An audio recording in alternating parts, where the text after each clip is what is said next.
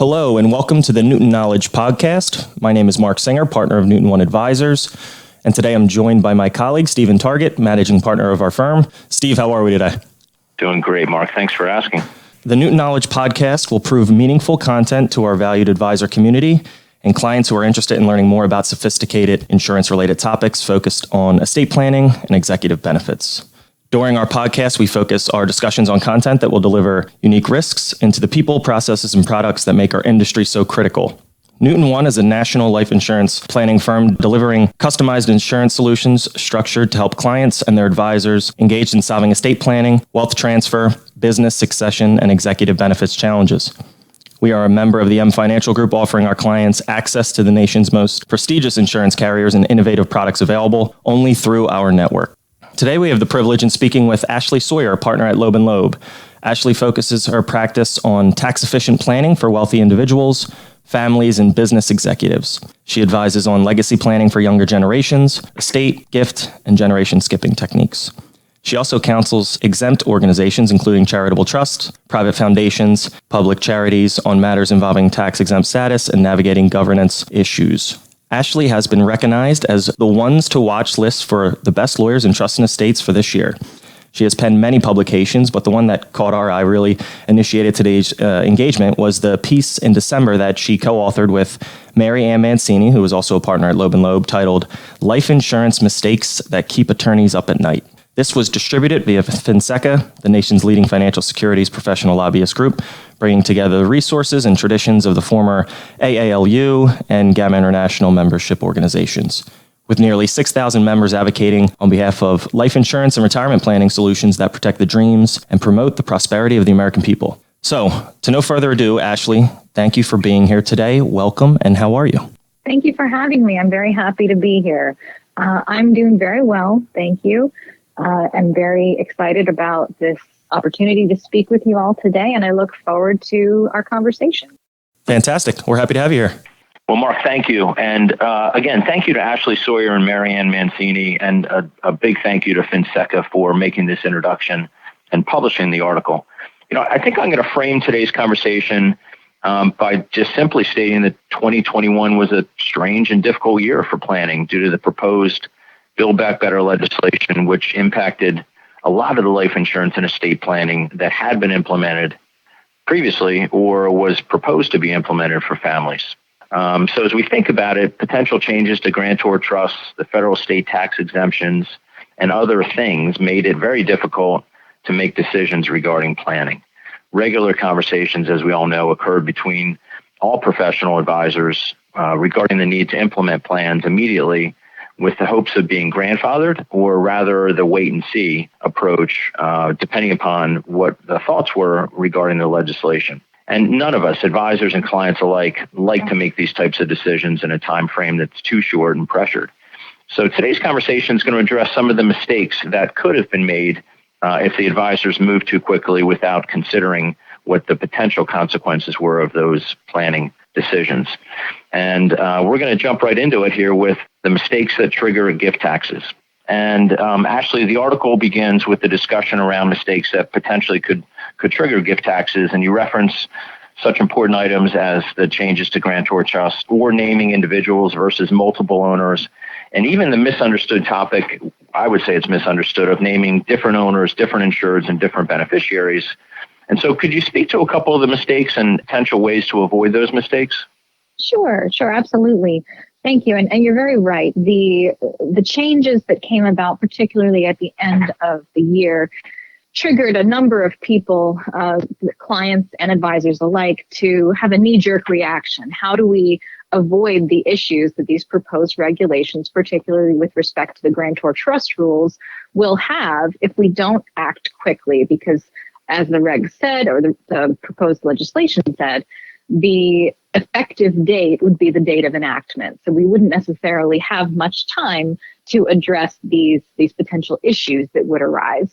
So the last couple of years, like you said, have been unique and difficult for a variety of reasons. But our focus was really on how estate and tax planning was going to be affected, particularly when life insurance was involved. The tax proposal that I'll talk about right now was the changes to the grantor trust rules, which would create a situation where trust assets that were intended to be exempt from estate tax would bleed back into the grantor's estate and be taxable at death.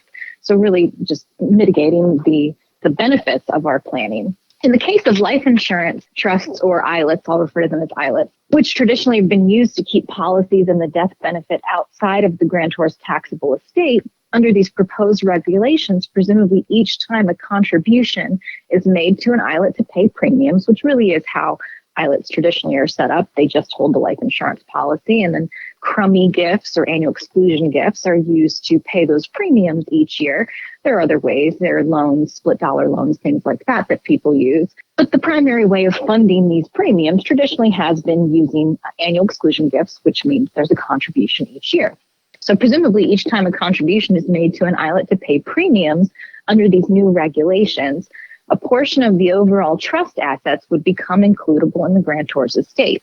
Consequently, when the insured passes and the death benefit on the policy is paid to the trust, which is much larger than what the trust assets were at the time the contribution was made, the problem of estate inclusion increases exponentially now because that includable percentage of the trust is now a percentage of a multi-million-dollar policy. So it really scared the insurance industry quite a bit. There were a number of articles that came out similar to ours, a number of webinars, things like that were trying to educate people on what could happen under these proposed regulations. Fortunately, they haven't been passed yet. Doesn't mean they wouldn't be in the future, but we've now had more time to analyze how to take action if they were passed. Since the proposed legislation would only affect grantor trusts, one question was, why not just hold life insurance in non-grantor trusts? It's a great question, but it's not an easy answer. ILITs are typically grantor trusts for several reasons, including to avoid transfer for value issues, which we'll touch on shortly, avoid gain on sales to or from the grantor, and avoid interest income on loans to or from the grantor, since the grantor is going to be treated as the owner of the entire ILIT and its property for income tax purposes. Now, Code Section 677A3 is one of the triggers that's commonly used for grantor trust status because it's easy to administer. It simply provides that if any income of a trust, which is referenced as taxable income in the year that it's taxed, is used to pay premiums on life insurance policies on the grantor or the grantor's spouse without the consent of an adverse party, which under the code is a child or another beneficiary of the ILIT, then that ILIT is going to automatically be a grantor trust. 677A3 is a hurdle to get around if you try to avoid grantor trust status, because both case law and IRS guidance indicate that it might not matter if the trust expressly prohibits the use of income, which creates a problem for drafting, or it says the premiums must be paid from principal, so you could draft that in there. But IRS guidance and case law says that doesn't necessarily mean that the trust is going to be a non-grantor trust. And that's because the trustee could breach fiduciary duty and actually use income to pay principal, or they could not realize, or might not realize, that if they don't use the income in the year that it is taxed, but instead add it to principal, and the principal is used in that year to pay income or to pay premiums, then that is technically the use of income to pay premiums. So it could be a mistake. It could just be failure to administer properly, or just not recognize that that's what's happening under the terms of the trust. So as you can see, this created a lot of worry in the estate planning community because it would be difficult to toggle off grantor trust status if these potential changes to grantor trust rules were enacted. Some possible solutions that people came up with would be to incorporate consent requirements of an adverse party, which is difficult for many people, particularly parents, to contemplate because they don't necessarily want their children to know that they have a policy out here with multi-millions of dollars that's going to be paid out when their parents pass. So convincing clients to give a beneficiary child that power to consent each time a premium is paid is difficult.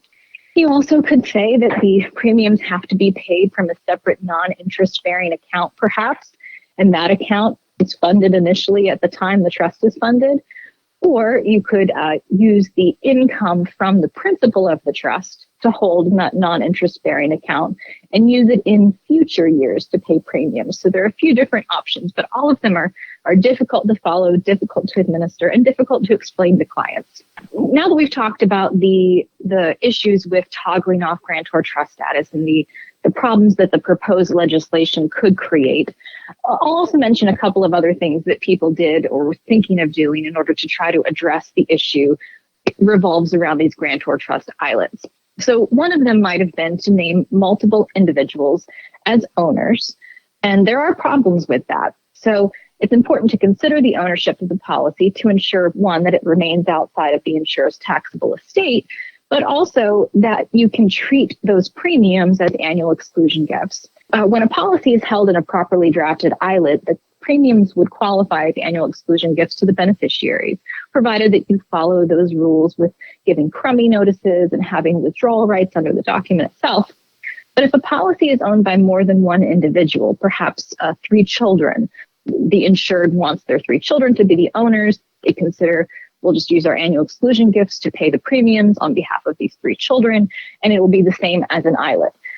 But the problem is the children as owners would have to act together in order to do anything with that policy.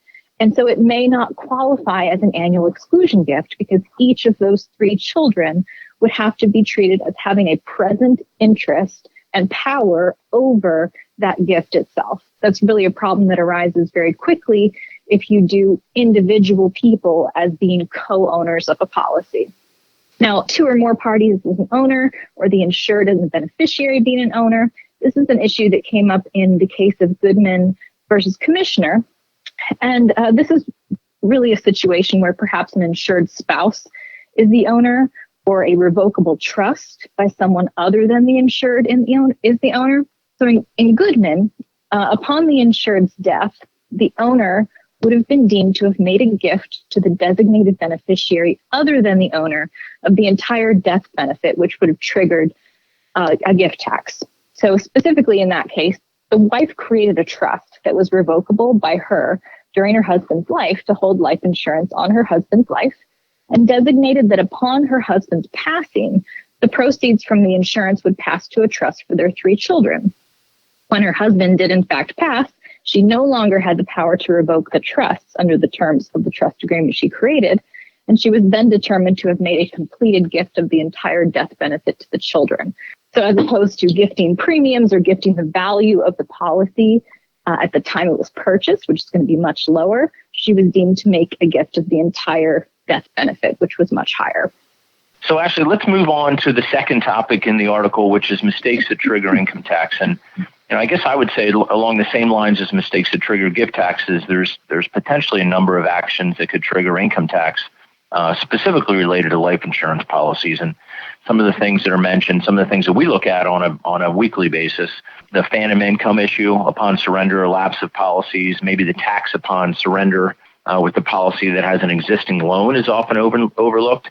I guess from our side of the house on the insurance business, what we would say is the insurance world, the insurance professionals out there, us included, should always make sure that we ask the insurance carrier for a formal accounting of what the tax basis is. We can't make the assumption that we know what the tax basis is and therefore calculate what a potential gain is. But what do you see as some of the mistakes that could trigger income tax?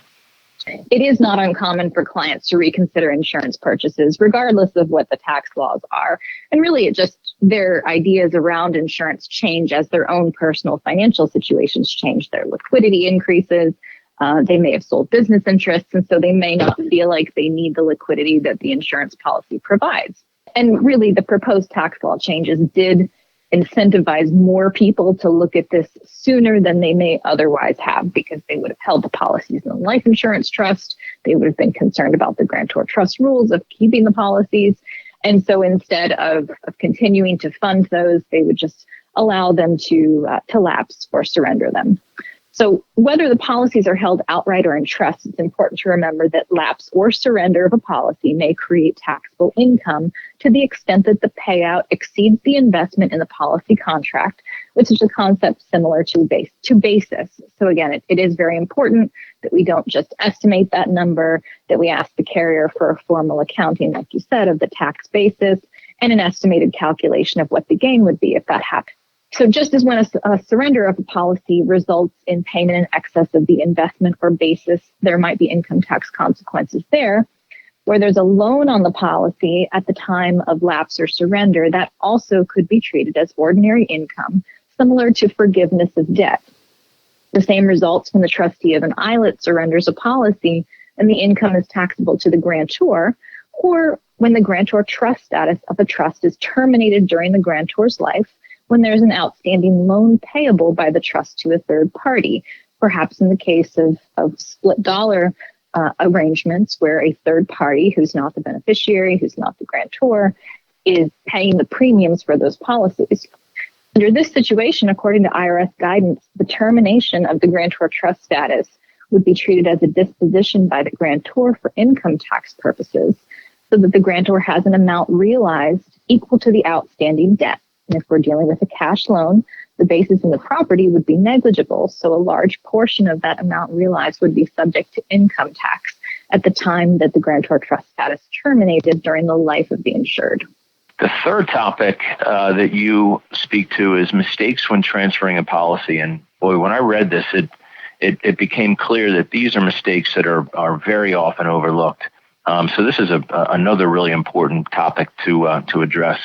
Would you speak to things such as the Code Section 2035, sale versus transfer of a policy, and then there's some exceptions to the transfer for value, and maybe even address some of the gifting policies and what a Form 712 might be? That's something that's important as we think about this topic. So with the increased exemptions, the gift tax exemption, GST exemption, that most of our clients had over the last several years, people wanted to transfer policies that they owned into these life insurance trusts. Even if the value of the policy might have been somewhat high, it never was going to be quite what the death benefit was. And so a way to use their exemption could have been to make an outright gift. They also could sell, but people tend to want to gift because it's simpler. Maybe it costs less because they don't have to pay an attorney to draft the purchase and sale documents and that sort of thing. The problem with making a gift is Section 2035. What it does is it pulls the death benefit of a gifted policy back into the estate of the donor when the donor dies within 3 years of death. So if you have an insured, a client who's created a life insurance trust, and they want to gift that policy to the trust just because it's quick and easy and simple, they do that, but then subsequently they pass within 2 or 3 years of the gift. The entire proceeds of the policy, the death benefit, could be pulled back into their taxable estate. So their action in making the gift was really pointless. It didn't result in any benefit to them at that point in time. Now, there is a way to get around that. And again, it's the sale versus the gift transfer of the policy. This is an exception under Section 2035, which says that if the policy is sold for adequate and full consideration, in the case of a policy transfer to an ILET, for example, as long as the trustee of the policy obtains a fair market value and it's purchasing the policy from the grantor for that fair market value, then technically 2035 does not apply to pull the policy back into the insured's taxable estate, even if he or she dies within 3 years of the transfer. And because the grantor is treated as the owner of the policy and the trust for income tax purposes, the sale is not a realization event, so it's not going to trigger gain. And as a result, the sale is going to be an attractive option for an older insured or an insured who has exhausted his or her gift tax exemption. So you always want to counsel your clients to consider these options, even if it may be a bit more timely or costly to go the sale route, because especially in case of an older person or someone who's in poor health, this is going to avoid that potential risk of including the policy proceeds in their estate. But it's important to remember that specific facts and circumstances matter. So if an insured actually does die within 3 years of the sale, the IRS still might challenge the value used for the sale and argue that the sale price actually should have been closer to the value of the death benefit than what the parties determined at the time of the earlier sale, which likely was much lower. And we'll get into how those policies are valued shortly. This was the case in Pritchard versus Commissioner, where the insured died 32 days after the sale of the policy to his daughter when he knew he was terminally ill, which was a much shorter time than calculated by the mortality tables on which the premiums were calculated. The court held that the value determined at the date of the transfer is technically recognized as the value of the policy for gift tax purposes. So they did acknowledge that the regs and the code state that they could use that. However, when death is known to be imminent, the value of the policy being transferred must be based on the proceeds of the policy that would be received at the insured's death. Fortunately, this valuation issue is really only present when it was known that the insured was in poor health or with an advanced age. Case law and IRS guidance does support that when death occurs unexpectedly within 3 years, even though the IRS may audit the transaction, the gift tax value would be respected. So, if you or I went and sold our policy and then were hit by a bus tomorrow, the IRS still would respect the gift tax value that we used because we don't expect that that's going to happen to us tomorrow. Now, with respect to tax-free transfer, as I mentioned, when we're dealing with a grantor trust and a grantor islet, and then the grantor being the person who is actually selling the policy, there's not going to be a transfer for value issue there. We're not going to trigger a realization event. There's not going to be a capital gains tax associated with it. But there are some issues when you transfer the policy to other people. If the sale is not covered by an exception to this rule, which is under Section 101A2, which includes transfers to the insured, a grantor trust, a spouse, a partner, or a corporation or partnership in which the insured has an interest. So those are the exceptions to the rule.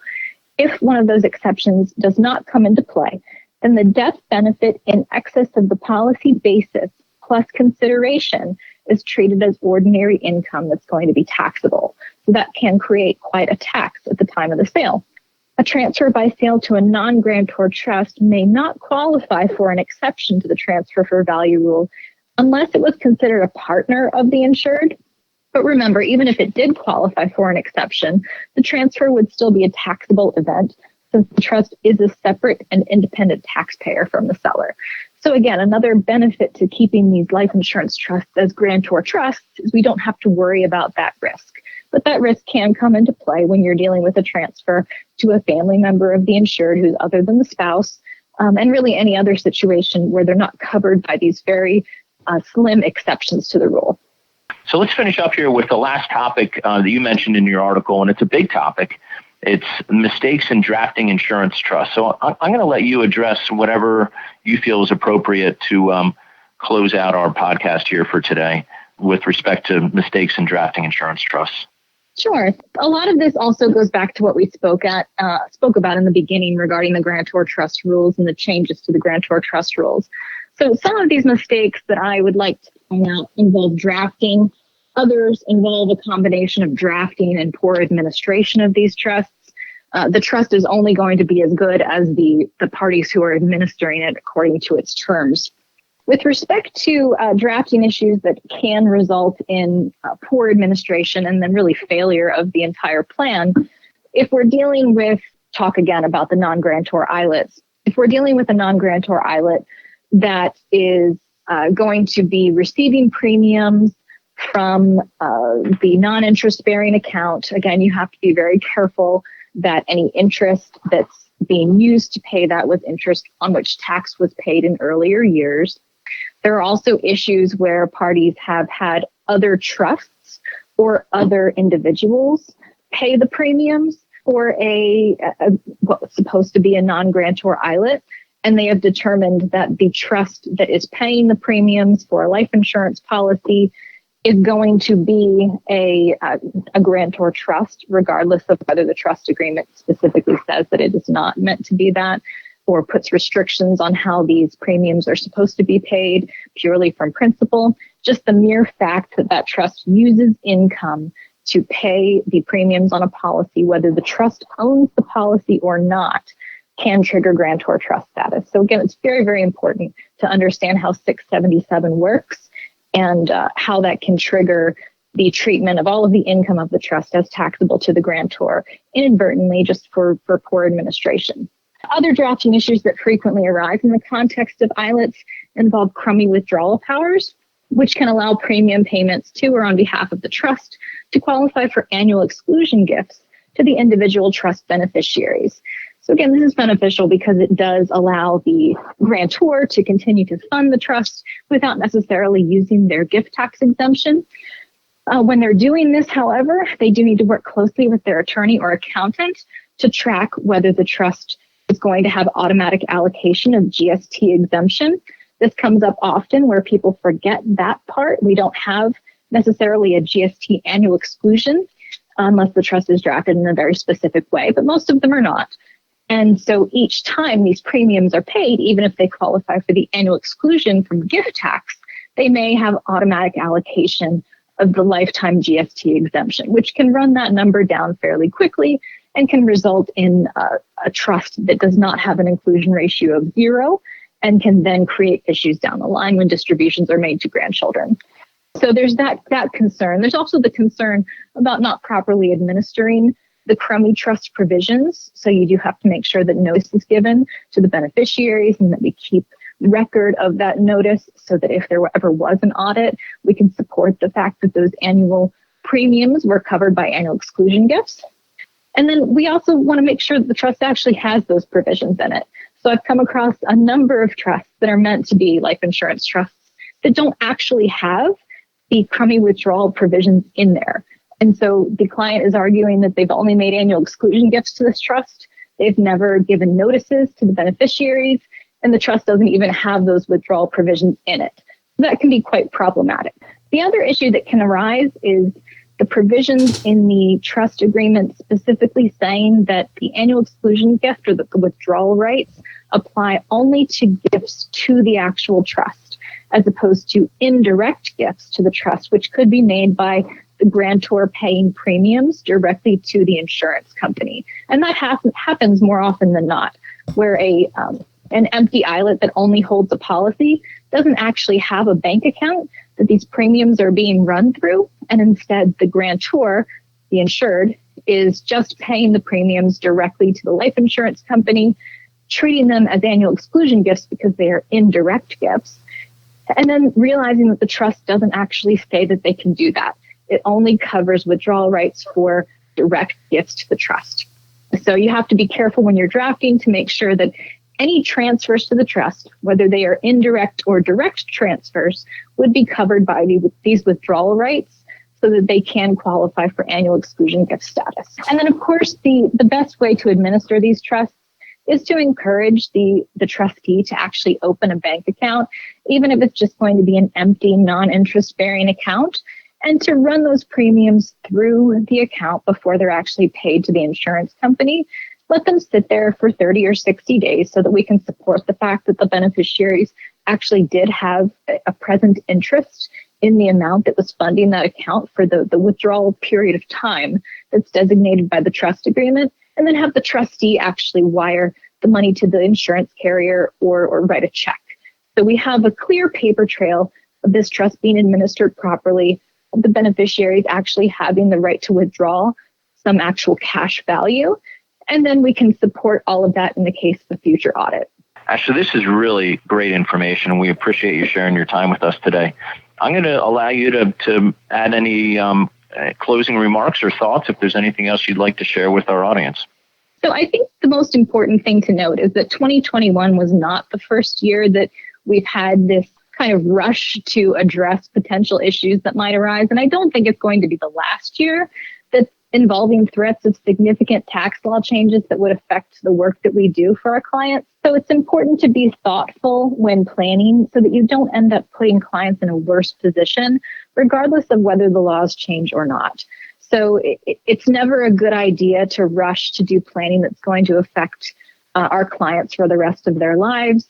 And we certainly don't want them to come back if the laws don't change, like they didn't this time, at least, and blame us for major changes in their plan that are not really what they intended it may have resolved the short-term worry and risk, but in the long term, it's not going to be the best planning for them. Well, thanks again, Ashley. Thank you to your partner, Mary Ann Mancini, and thank you to FINSECA for publishing this article and introducing us. We appreciate your time today and look forward to working with you in the future. Thank you.